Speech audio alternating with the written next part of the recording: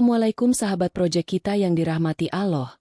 Hari ini proyek kita akan menceritakan seorang ustadz yang menghadapi ujian berat, ketika sapi kesayangannya melahirkan sesuatu yang di luar nalar. Namun sebelumnya saya sarankan untuk menuliskan sholawat Nabi Muhammad agar kelak sholawat ini menjadi saksi untuk mendapat syafaat di akhirat. Like dan subscribe ke channel ini sangat membantu menyebarkan dakwah Islam dan menjadi amal jariah. Di sebuah desa tenang di lereng perbukitan Yogyakarta, hidup sepasang suami istri yang dikenal masyarakat sebagai panutan. Namanya Ustadz Harun dan istrinya, Bu Sari. Rumah mereka sederhana, dikelilingi sawah dan pohon-pohon bambu, dengan suara angin yang selalu berbisik di sela-sela dedaunan. Mereka hidup dalam kesederhanaan, namun penuh kedamaian. Setiap malam, ketika azan Isya bergema dari surau kecil di ujung desa, Ustadz Harun tak pernah absen memimpin sholat berjamaah. Seusai jamaah bubar, ia selalu melanjutkan ibadah dengan sujud yang panjang, berdoa dalam hening yang hanya diiringi oleh suara jangkrik dan desir angin. Ia memohon satu hal yang selama ini belum juga dikabulkan oleh Allah. Seorang anak. Bu Sari selalu tampak tabah. Ia tersenyum ketika ditanya tetangga soal anak, walau di dalam hatinya, rasa sepi tumbuh seperti pohon yang tak pernah berbuah. Sudah lebih dari 10 tahun mereka menikah, dan segala usaha telah ditempuh. Dari pengobatan medis hingga mendatangi para ulama, semua dijalani. Tapi rahim Bu Sari tetap kosong, seolah Allah ingin menguji kesabaran mereka. Namun mereka tak pernah mengeluh. Malam demi malam, mereka menghadap sajadah, dengan harapan yang tak pernah padam. Kadang hanya duduk berdua di beranda, saling menggenggam tangan, berbicara tanpa kata. Karena dalam hati mereka, doa yang terpendam jauh lebih nyaring daripada suara yang keluar dari mulut. Di samping rumah, berdiri kandang sapi. Disitulah tinggal satu-satunya hewan peliharaan mereka. Seekor sapi betina yang mereka beri nama Si Lembut. Nama itu bukan tanpa alasan. Sapi ini berbeda dari sapi-sapi lain di desa. Matanya bening, lehernya jinak, dan selalu diam seolah mengerti setiap perkataan Ustadz Harun. Setiap pagi, Ustadz Harun menyuapi Si Lembut sambil membaca sholawat. Bahkan kadang, ia membacakan ayat-ayat Al-Quran di samping kandang. Warga desa pun sering menggoda mereka. Katanya, karena tak punya anak, sapi itu jadi seperti anak sendiri. Tapi Ustadz Harun hanya tersenyum. Ia tahu, Allah menitipkan kasih sayang kepada siapapun yang dikehendakinya. Namun ada sesuatu yang tak biasa mulai terasa di malam-malam terakhir bulan Syaban. Angin terasa lebih dingin. Si Lembut mulai gelisah, mondar-mandir di kandangnya saat malam tiba. Bu Sari sempat berkata sambil tertawa kecil, mungkin Si Lembut akan melahirkan. Tapi Ustadz Harun merasa aneh. Karena setahunya, sapi itu tak pernah dikawinkan. Ia sempat bertanya pada diri sendiri, bagaimana bisa seekor sapi hamil tanpa pernah dikawinkan? Tapi ia buang jauh-jauh pikiran itu, menganggapnya hanya hayalan. Ia kembali melanjutkan rutinitas hariannya, mengajar ngaji anak-anak desa, membantu warga, dan tetap memelihara doa-doanya. Namun pada suatu malam, langit menghitam. Awan pekat menggulung di atas desa. Petir menyambar lebih dari biasanya. Dan dari kandang, terdengar suara yang mengguncang jiwa. Malam itu, hujan turun dengan derasnya. Angin melolong seperti serigala lapar yang mengitari desa. Ustadz Harun baru saja selesai menutup kitab tafsirnya ketika petir menyambar begitu dekat, hingga kaca jendela bergetar. Bu Sari yang sedang menjerang air di dapur memanggil dengan cemas. Namun sebelum Ustadz Harun sempat menjawab, terdengar suara gaduh dari arah kandang. Suara kayu yang dipukul dari dalam, disusul lenguhan panjang dari Si Lembut. Tapi ada sesuatu yang lain. Di antara gemuruh hujan dan petir, terdengar tangisan bayi. Ustadz Harun berdiri terpaku.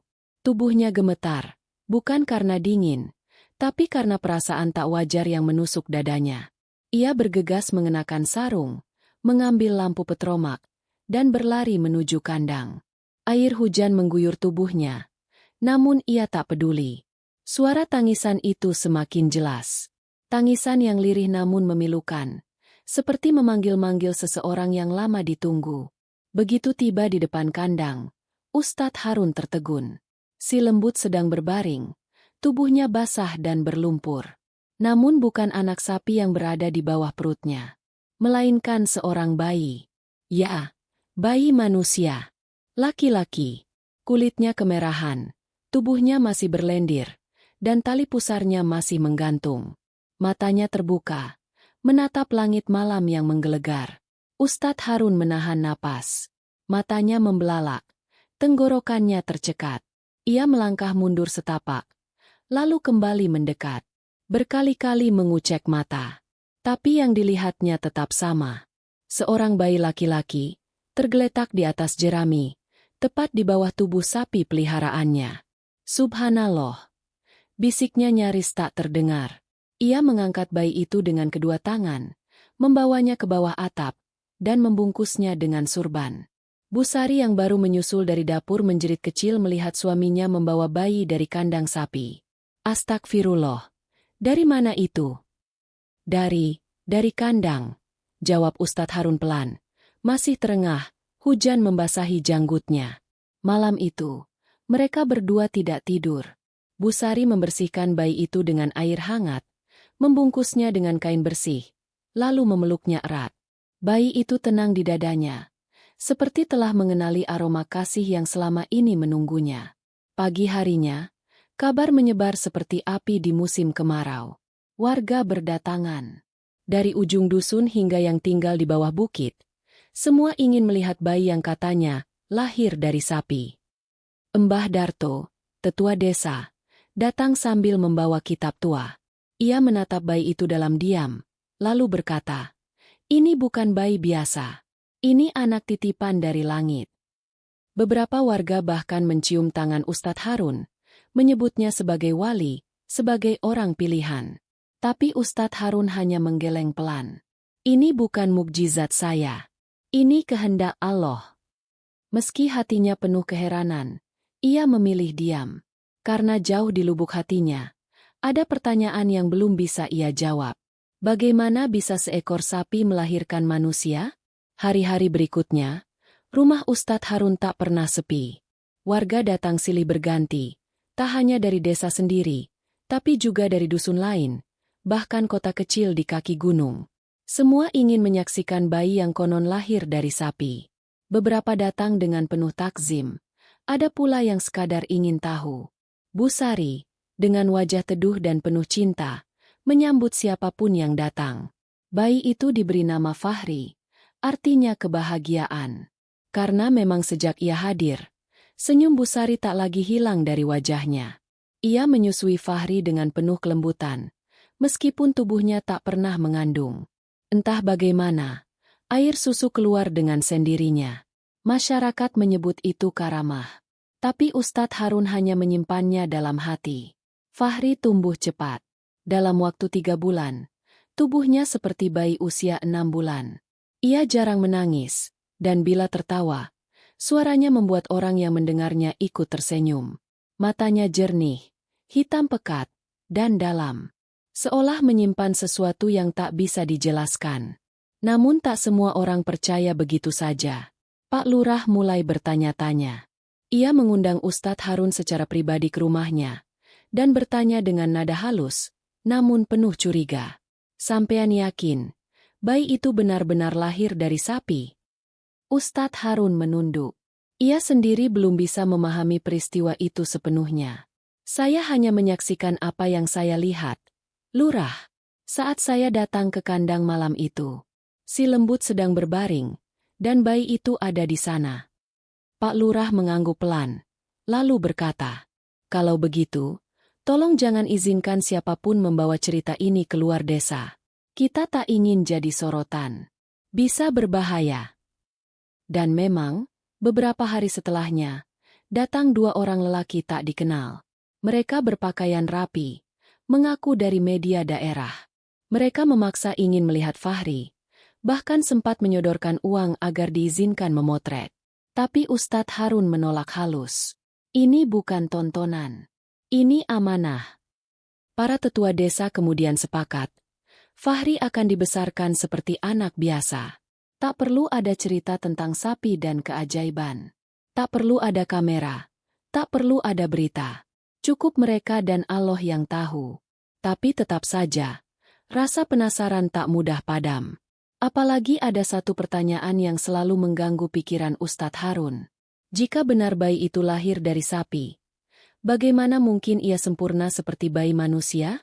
Ia mulai mengamati si lembut. Sapi itu kini tenang, sehat seperti sedia kala, seolah tak terjadi apa-apa. Tidak ada perubahan fisik.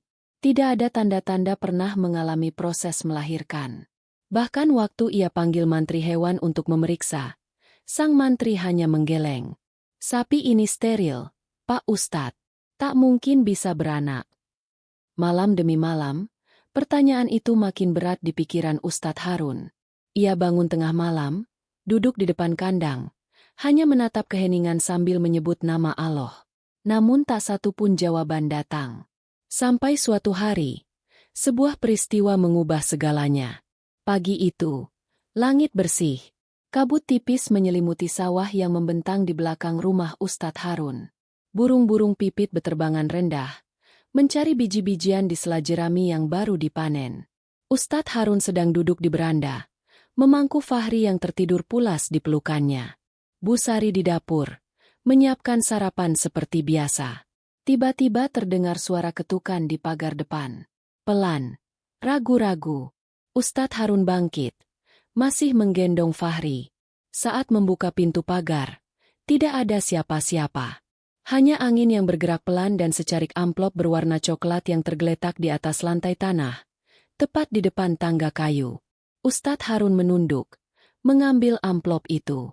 Tidak ada nama pengirim, tidak pula tertulis tujuan. Hanya satu kata di bagian depan. Untuk yang dititipi. Ia membuka perlahan. Di dalamnya, selembar kertas surat yang ditulis tangan. Tulisan miring, rapi namun terlihat tergesa. Isinya membuat jantung Ustadz Harun berdetak lebih cepat. Maafkan aku, Pak Ustadz. Aku bukan siapa-siapa. Hanya orang yang sedang lari dari dosa. Bayi itu bukan anak sapi. Dia anakku.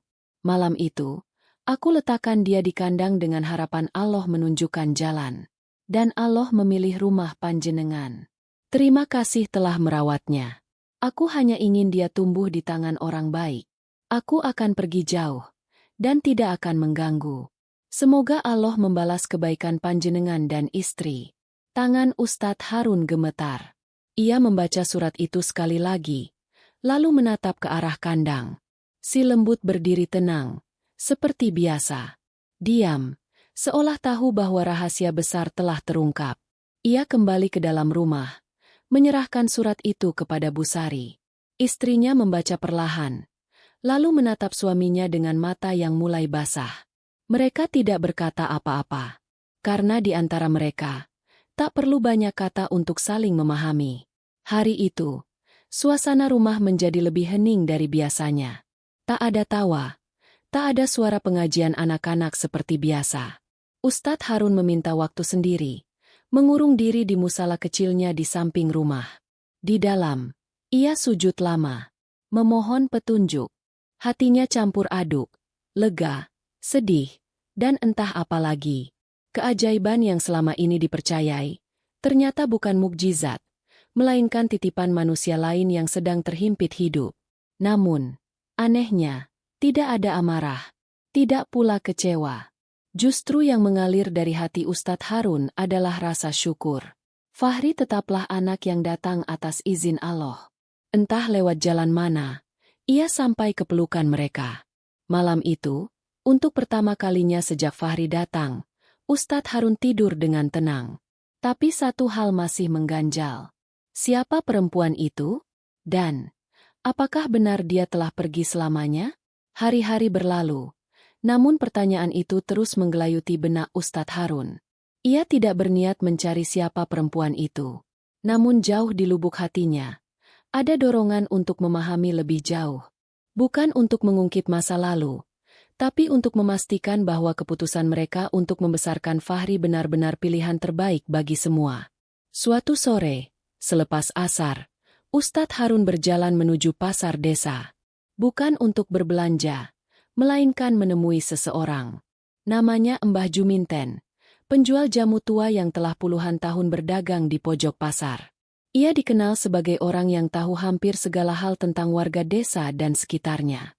Saat Ustadz Harun duduk di bangku kayu lapuk depan gerobaknya, Mbah Juminten langsung tahu, ini bukan sekadar kunjungan biasa. Panjenengan bawa beban, ya, Ustadz? Tanyanya sambil menuangkan jamu kunir asem ke dalam botol kaca. Ustadz Harun mengangguk pelan. Saya ingin tanya, Mbah, beberapa bulan lalu, ada nggak perempuan muda, kira-kira hamil, mondar-mandir di pasar ini? Mbah Juminten tidak langsung menjawab. Ia mengambil duduk, memandang langit yang mulai menguning di ufuk barat, lalu menatap wajah Ustadz Harun dengan mata yang serius. Ada. Waktu itu bulan Syaban. Perempuan muda, wajahnya bersih, tapi matanya seperti orang yang habis kehilangan segalanya. Ia cuma duduk di pojok dekat los ikan. Kadang bantu-bantu, tapi tidak pernah mau menyebutkan namanya. Ustadz Harun menahan napas. Dia sempat pingsan satu kali, lanjut Mbah Juminten. Saya tolongin. Perutnya besar. Tapi 3 hari sebelum Ramadan, dia hilang. Nggak pamit, nggak ninggal jejak. Sejak itu, saya nggak pernah lihat lagi. Apakah dia pernah cerita tentang keluarganya? Mbah Juminten menggeleng. Cuma sekali dia bilang, kalau Allah berkehendak, anakku pasti menemukan rumahnya sendiri. Waktu itu saya nggak paham maksudnya. Tapi sekarang, saya rasa saya mengerti. Ustadz Harun terdiam. Kata-kata itu menancap dalam, seperti gema yang memantul dari masa lalu. Ia menatap keramaian pasar, melihat wajah-wajah yang berlalu, namun tak satu pun bisa memberinya petunjuk lebih lanjut. Sore itu, saat matahari tenggelam di balik bukit, Ustadz Harun berjalan pulang dengan langkah perlahan. Di tangannya, botol jamu dari Mbah Juminten, dan di hatinya, keyakinan yang makin menguat. Fahri memang bukan anak kandung mereka. Namun bukan berarti ia bukan anak yang dikirim Allah untuk mereka rawat. Di beranda rumah, Bu Sari sudah menunggu sambil menggendong Fahri. Bayi itu tertawa saat melihat ayah angkatnya datang, lalu mengulurkan tangan kecilnya. Ustadz Harun mengangkat Fahri tinggi-tinggi ke langit yang mulai gelap. Dan di kejauhan, di tengah kerumunan pasar yang mulai sepi, ada sepasang mata yang memperhatikan dari balik tirai warung tua. Ia tidak mendekat, tidak pula mengucap apa-apa. Hanya berdiri, lalu berbalik, dan menghilang ke arah jalan setapak yang menurun ke lembah. Sejak sore di pasar itu, ada yang berubah dalam batin Ustadz Harun. Ia tak lagi merasa gelisah. Sebaliknya, setiap langkahnya terasa mantap. Setiap tatapan matanya kepada Fahri, penuh penerimaan yang utuh. Namun malam-malamnya tetap sunyi. Doa-doanya tak lagi memohon anak, melainkan memohon petunjuk agar bisa menjadi ayah yang pantas bagi titipan Allah ini. Pada malam ketiga setelah kunjungannya ke pasar, sebuah kejadian aneh kembali terjadi. Waktu itu sekitar jam 2 dini hari. Desa masih lelap dalam tidur. Ustadz Harun yang tengah duduk di musala kecil rumahnya, mendengar suara samar dari luar jendela. Suara perempuan. Bukan menangis, bukan pula berbicara. Lebih seperti lantunan zikir yang lirih, menyayat, seolah berasal dari hati yang hancur. Ia membuka jendela perlahan. Tak ada siapa-siapa. Hanya pohon pisang yang meliuk diterpa angin dan suara kodok dari sawah. Tapi suara itu masih terdengar. Tak keras, namun cukup jelas. Allah, jaga anakku. Suara itu hilang seiring angin yang menyapu malam. Ustadz Harun berdiri, melangkah keluar, menyusuri halaman. Cahaya rembulan menyorot tanah yang basah. Tak ada jejak kaki, tak ada bayangan. Namun di atas bangku kayu di bawah pohon mangga, tergeletak sesuatu. Kain selendang berwarna ungu, lembut dan wangi. Ia kenal aroma itu. Aroma yang pernah tercium samar dari tubuh Fahri, ketika pertama kali bayi itu ditemukan di kandang. Ia membawa kain itu masuk, memperlihatkannya kepada Bu Sari saat subuh menjelang. Dia masih di sekitar sini, ujar Bu Sari pelan. Ya, tapi dia memilih tetap bersembunyi. Bu Sari memeluk selendang itu sejenak, lalu meletakkannya di samping bantal Fahri yang sedang terlelap. Tidak ada rasa takut. Justru hatinya terasa damai. Seolah perempuan itu telah menepati janjinya. Tidak akan mengganggu, hanya ingin memastikan anaknya baik-baik saja. Hari-hari berikutnya, desas-desus mulai mereda. Warga desa kembali menjalani hidup seperti biasa. Cerita tentang bayi dari sapi perlahan lenyap, digantikan oleh kabar panen padi dan persiapan kenduri desa. Tapi ada satu hal yang tetap jadi perhatian mereka. Fahri tumbuh sangat cepat. Di usia 6 bulan, ia sudah bisa berdiri. Di usia 8 bulan, ia mulai bicara. Kalimat pertamanya bukan ibu atau bapak, melainkan Allah. Semua yang mendengarnya terdiam, lalu meneteskan air mata. Seolah bayi ini membawa kehadiran yang lebih dari sekadar anak manusia. Namun malam-malam tenang itu tidak berlangsung lama. Karena pada suatu pagi, Bu Sari menemukan surat lain terselip di bawah pintu. Kertasnya lebih tipis. Tulisannya gemetar. Waktuku sudah dekat. Aku ingin melihatnya. Untuk terakhir kali. Satu kali saja. Setelah itu, aku akan benar-benar pergi. Surat itu membuat pagi menjadi hening. Bu Sari membacanya berkali-kali. Tangannya tak bisa berhenti gemetar. Ustadz Harun menatap jauh ke arah pepohonan bambu di balik sawah, lalu menyimpan surat itu dalam kitab tafsirnya. Bukan untuk disembunyikan, melainkan untuk dimuliakan sebagai bagian dari kisah hidup yang sedang ditulis Allah. Hari itu mereka tidak banyak bicara. Hanya menatap Fahri yang sedang bermain dengan seikat daun kelapa muda di halaman. Anak itu tertawa ceria, seolah tak terganggu oleh riak emosi yang diam-diam merambat di sekelilingnya. Menjelang maghrib, langit mulai basah. Bukan hujan deras, hanya gerimis yang turun perlahan, cukup untuk membuat bau tanah naik ke udara. Waktu itu, Ustadz Harun duduk di beranda, mendekap surban yang biasa ia gunakan ketika mengajar. Bu Sari keluar dari dapur, membawa Fahri dalam gendongan. "Apa kita akan izinkan dia datang malam ini?" tanyanya dengan suara nyaris berbisik. Ustadz Harun tak menjawab. Ia hanya menatap lampu teplok yang menggantung di sudut rumah. Cahayanya goyah, seolah tahu malam ini akan menjadi saksi sesuatu yang tak biasa. Dan benar saja. Sekitar jam 8 malam, ketika suara jangkrik sudah menggantikan adzan Isya yang tadi menggema, terdengar langkah pelan di halaman. Lalu ketukan satu kali di pintu kayu. Bukan ketukan memaksa, melainkan yang ragu. Seperti seseorang yang sudah lama tak mengetuk pintu siapa-siapa. Ustadz Harun membukakan pintu. Di depannya berdiri seorang perempuan muda, mengenakan kerudung abu-abu yang basah karena gerimis. Matanya sembab.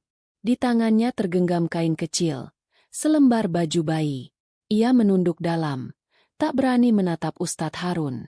"Saya hanya ingin melihat dari jauh," katanya pelan. Suaranya serak, seperti baru saja digunakan untuk menangis berjam-jam. Ustadz Harun tak mempersilakan masuk, juga tidak menolak. Ia hanya melangkah ke samping, memberi jalan. Tapi perempuan itu tidak bergerak. Ia tetap berdiri di ambang pintu. "Apakah dia bahagia?" tanyanya. Suara tangis tertahan terdengar dari belakang. Bu Sari keluar, menggendong Fahri yang sedang tertidur. Ia mendekat, berdiri di samping suaminya. Tanpa berkata apa-apa, ia memperlihatkan wajah Fahri yang damai di dalam pelukannya. Perempuan itu menahan napas, matanya membasah. Ia tak menangis dengan suara, hanya meneteskan air mata yang jatuh satu-satu, membasahi kain di tangannya. "Terima kasih," bisiknya. "Saya sudah melihat yang saya perlu lihat." Lalu ia berbalik, melangkah pelan ke arah jalan setapak. Namun saat sampai di bawah pohon mangga, ia berhenti, meletakkan kain bayi itu di atas bangku, lalu pergi, dan tidak menoleh lagi. Bu Sari memeluk Fahri lebih erat, dan Ustadz Harun berdiri lama di ambang pintu. Dalam hatinya, ia tahu, malam ini benar-benar malam terakhir perempuan itu datang. Ia tidak tahu namanya. Ia tidak tahu dari mana asalnya. Namun malam itu, mereka tahu, anak ini bukan milik siapapun. Anak ini milik Allah. Dan Allah telah memilih siapa yang akan merawatnya. Sejak malam itu, kehidupan di rumah Ustadz Harun kembali tenang. Tak ada lagi surat. Tak ada lagi ketukan di malam hari. Perempuan itu benar-benar pergi, seperti yang ia janjikan. Tapi peninggalannya tetap ada. Bukan hanya Fahri, tapi juga rasa yang sulit diungkap dengan kata-kata. Campuran antara kehilangan, keikhlasan, dan keberkahan. Fahri tumbuh cepat dan cerdas. Di usianya yang belum genap 2 tahun, ia sudah hafal beberapa surat pendek. Ia menyukai suara azan, dan sering ikut menirukannya dari serambi musala kecil rumah mereka. Warga desa yang dulu penasaran, kini menjelma menjadi keluarga yang ikut menjaga. Semua menyayangi Fahri seperti darah daging sendiri. Bu Sari tak pernah lagi menangis di tengah malam. Ia tertawa lebih sering. Senyumnya tak pernah pudar saat memandikan atau menyuapi Fahri. Seolah semua ruang kosong di hatinya telah diisi sempurna. Sementara itu, Ustadz Harun mulai menulis. Ia menuliskan peristiwa itu dalam bentuk kisah, bukan untuk dipublikasikan, melainkan sebagai warisan bagi Fahri di masa depan. Ia menulis tanpa menyebut nama. Hanya tentang seorang bayi yang datang dari kandang sapi, dan menjadi berkah di rumah seorang ustadz yang telah lama berdoa. Di halaman terakhir, ia tulis kalimat sederhana. Engkau bukan anak kandung kami, tapi engkau adalah jawaban dari doa-doa kami. Jika kelak kau membaca ini, ketahuilah, engkau bukan keajaiban dari seekor sapi. Engkau adalah titipan dari langit, yang diturunkan Allah melalui jalan yang tak biasa. Tahun demi tahun berlalu. Fahri menjadi remaja yang berbakti, cerdas, dan lembut hatinya. Tak pernah sekalipun ia bertanya tentang asal-usulnya. Mungkin karena dalam rumah itu, cinta tumbuh begitu tulus hingga ia tak pernah merasa ada yang kurang. Sementara itu, kandang si lembut tetap berdiri di sudut halaman. Sapi tua itu sudah mati sejak beberapa tahun lalu. Namun Ustadz Harun tak pernah merobohkan kandangnya. Di sana, ia sering duduk diam, menatap ruang kosong tempat di mana bayi itu dulu pertama kali ditemukan. Di desa, cerita itu tetap hidup, tapi tak pernah dibicarakan dengan gegap gempita. Hanya dalam bisik-bisik penuh hormat, atau dalam diam yang panjang setiap kali melihat Fahri menuntun ibunya ke musala. Mereka tahu, keajaiban memang datang dalam banyak bentuk. Tapi yang paling besar adalah saat seseorang sanggup menerima takdir, tanpa bertanya, kenapa? Karena di balik segala yang tak biasa, selalu ada kuasa Allah yang bekerja, sunyi, lembut, dan pasti.